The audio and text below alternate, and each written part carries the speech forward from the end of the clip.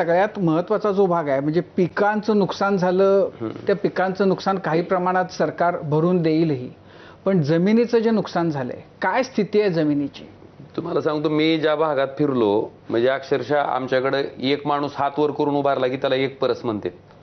तर असे 2-2 परस जमीन खचून गेलेली आहे, जी नदीच्या कडेला होती म्हणजे वाहून गेली, अक्षरशः वाहून गेले. पूर्ण खाली तेवढा खड्डा पडलाय. म्हणजे आपण जर उभा राहिलो तर असा खड्डा दिसतोय 2-2 परसाचा.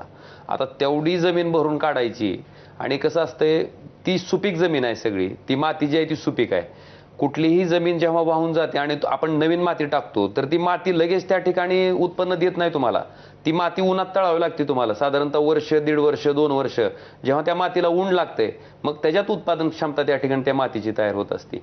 त्यामुळे शेतकऱ्याचं ते आता भरून काढायचं नुकसान, समजा त्याला 1 एकर जर रान भरायचं म्हणलं तर 15-20 लाख रुपये खर्च एका शेतकऱ्याला येणार आहेत, आणि सगळे शेतकरी अल्पभूधारक आहेत. आणि म्हणून मी कायमस्वरूपी म्हणतोय की त्याला भरीव स्वरूपाची मदतीची आज गरज आहे. राजकारणी माणसाचं राजकारण प्रत्येक वेळेस चालूच असतंय. कदाचित सत्तेत बसलेल्या माणसांना आम्ही काय म्हणलं तर त्यांना वाटतंय की हे राजकारण करतायत, पण मी सन्माननीय मुख्यमंत्री महोदयांना सुद्धा विनंतीपूर्वक सांगितलं की साहेब, आज आपलं राजकारण निवडणूक आल्याच्या नंतर आपण निश्चितपणे बघू, पण आज त्या शेतकऱ्याला खरंच मदतीची गरज आहे.